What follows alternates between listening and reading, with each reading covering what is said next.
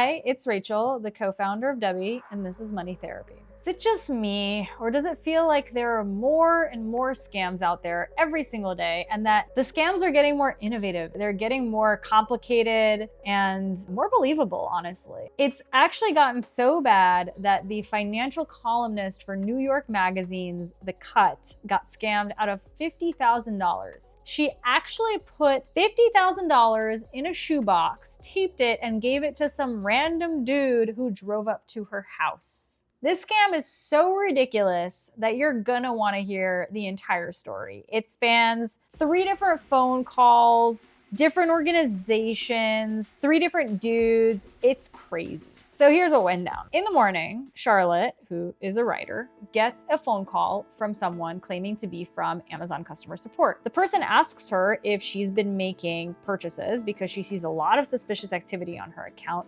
over $8,000 worth of purchases for MacBooks and laptops. Now, personally, I get so many scam calls that I don't even pick up the phone anymore. I just wait to let it go to voicemail. If it was something important and they really needed to talk to me and I recognize what they're asking for in voicemail, I'll call them back, or I'll find the right phone number on the internet. But I almost never pick up the phone unless it's actually a number I recognize, like from my mother or my husband.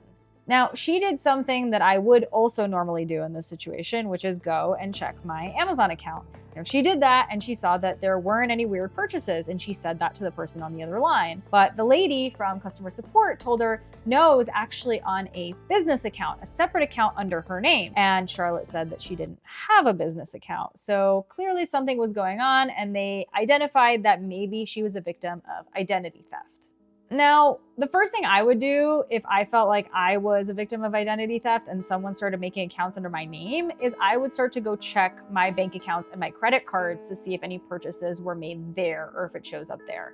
She didn't do that, but also because she was on the phone and the lady had her attention, maybe she was too scared or too distracted to go ahead and do that. What happened next was the lady told her that actually Amazon was having a lot of issues with fraudulent accounts. So what they were gonna do is they were gonna freeze that business account. And she asked her if she would be willing to speak to a contact that they had at the FTC who was working with Amazon to fight some of this fraud. Charlotte, for whatever reason, said, sure, yeah, transfer me to the FTC government guy. Now, when things start to get a little bit weird is when normally I say, nah, it's okay, I'll call back if I see anything weird happening. And that's the end of the story. But she kept going along with it. Now listen, who knows if I really would have kept going or if I would have dropped the call. We all think we do the right thing in that situation, but chances are maybe we do exactly what Charlotte did. So Charlotte is transferred to this dude named Calvin. Now, what Calvin does is first he gives her his badge number and he gives her a direct phone number. And really what he's doing here is he's trying to build credibility. He's trying to get her to feel safe.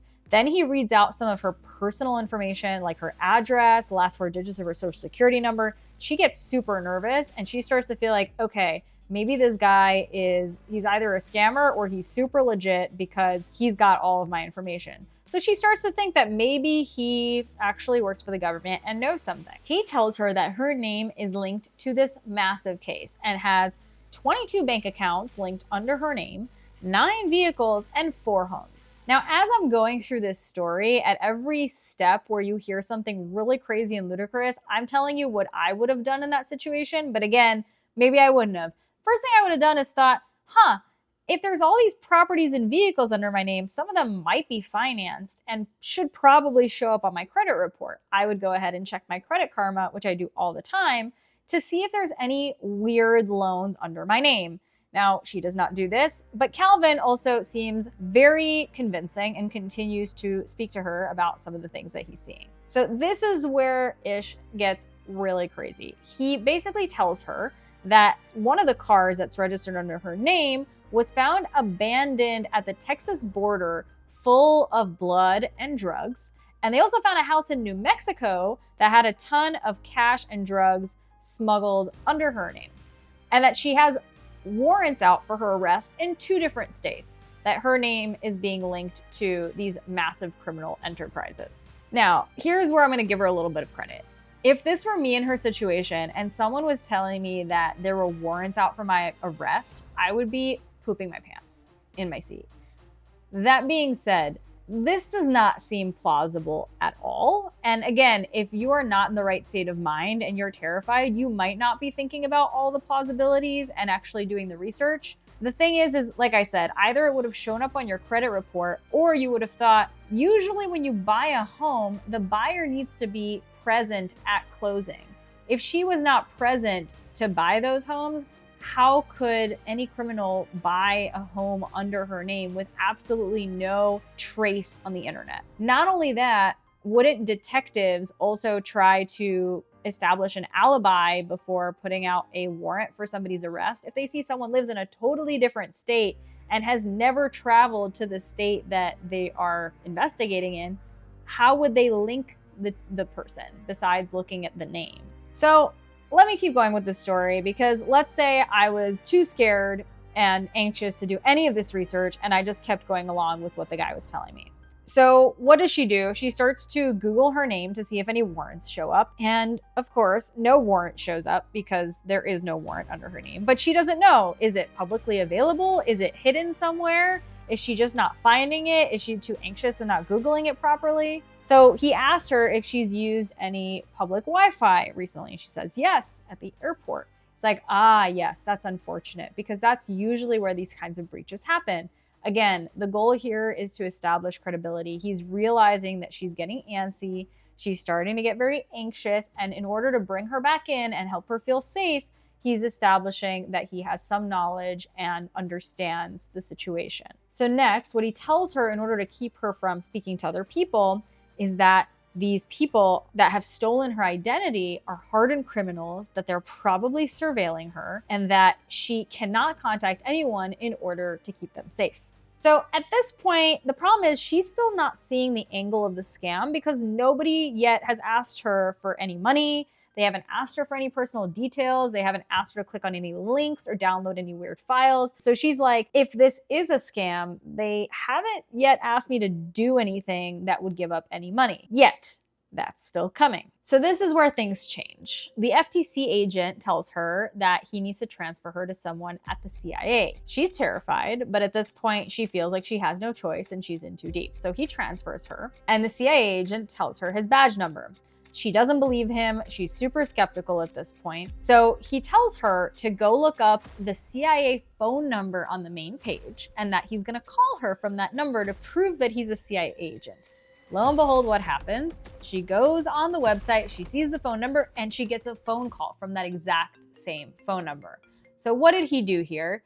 He spoofed the government phone number. He tells her it's not possible to spoof the government, which is a lie. You can. You can spoof just about any phone number using apps. Now, he tells her that because she's under investigation, she can't talk to any lawyers or else she will be deemed uncooperative, which means that at that point, they're gonna have to send cops to raid her house, to seize her assets, and shit's gonna get really, really bad if she goes to talk to a lawyer.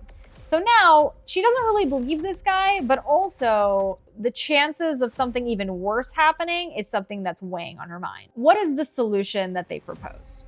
They propose to freeze her bank account and deactivate her social security number and give her a new one. But in order to freeze her bank account, she needs to withdraw some cash so that she could live. They tell her that because she's under investigation, all of her assets are part of the investigation and they will need to take it for safekeeping.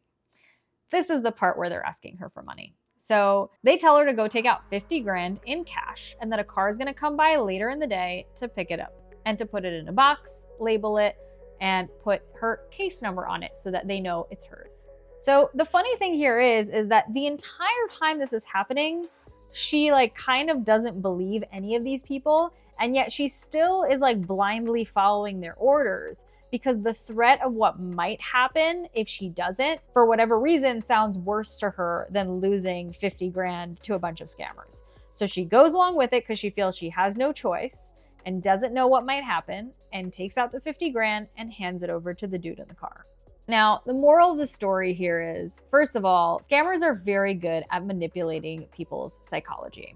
So what you should do, if things start to get a little bit weird, just hang up. Call back at a number you recognize, or better yet, don't even pick up the phone if you don't recognize the number. Wait for it to go to voicemail, listen to the voicemail, and if it doesn't go to voicemail, it was probably a scam to begin with. Phone scams are some of the most common, so don't even let it get to this point. Nip it in the bud before it gets any deeper. And if they don't call you back and they don't bother you again later, you will have known that it was all a scam. Now, if you like this video, please let me know and hit the like button. Tell me what other videos you'd like to watch, and make sure to subscribe, as well as download the Debbie app, where you can earn cash for paying off your debt and saving money and not giving 50 grand to random people in SUVs.